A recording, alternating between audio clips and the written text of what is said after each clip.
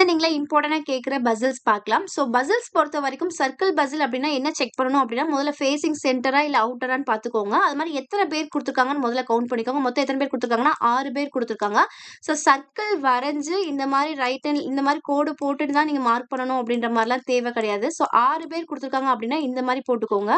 So 8 பேர் அப்டின்னா diagram இந்த மாரி போட்டு மார்க் பண்ணிக்கோங்க. ஸோ இதுல வந்து முக்கியமான விஷயம் ரைட் அண்ட் லெஃப்ட் தான்.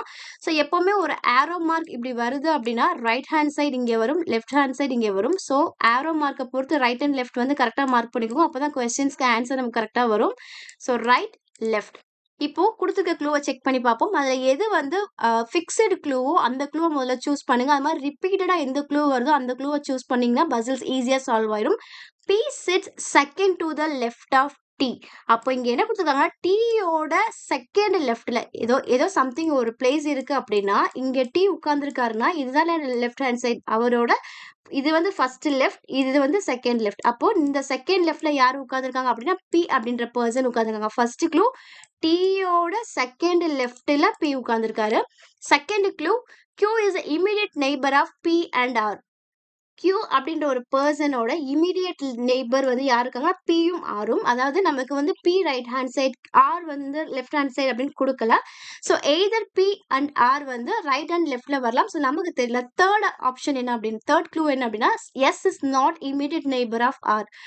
Rஓட ரைட் ஹேண்ட் சைடும் லெஃப்ட் ஹேண்ட் சைடும் S வந்து வரக்கூடாது அப்படின்னு குடுத்துருக்காங்க. Not immediate neighbour. ஸோ இந்த மாதிரி கிராஸ் பண்ணிட்டீங்கன்னா வரக்கூடாதுன்ற மீனிங் வந்துரும்.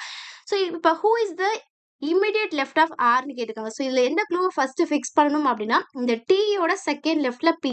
அப்ப டீயோட பிளேஸை நான் இங்க ஃபிக்ஸ் பண்ணிக்கிறேன். ஃபர்ஸ்ட் லெஃப்ட், செகண்ட் லெஃப்ட்ல யார் உட்கார்ந்திருக்காங்க? பி உட்கார்ந்திருக்காங்க. அடுத்து பி வச்சு எனக்கு என்ன க்ளூ தெரியும் அப்படின்னா, இந்த க்ளூ தெரியும். ஸோ இந்த க்ளூ பாருங்க. அதாவது பியோட இமிடியேட் நெய்பர் வந்து கியூ உட்காரணும்.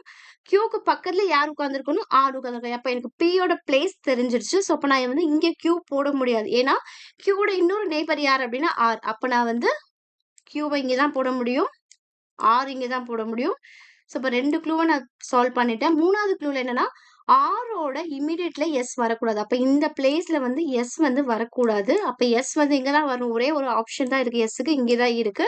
ஸோ ரிமைனிங் யாரு? ஓ. அப்போ who is sits immediate left of R. ஆரோட இமிடியேட் லெஃப்ட் எங்க இருக்கு? ஆர் இங்க உட்கார்ந்திருக்காரு. அவரோட இமிடியேட் லெஃப்ட் அப்படின்றது இது ரைட் ஹேண்ட் சைடு. இது left hand side. So answer O அப்படின்றது ஆன்சர்.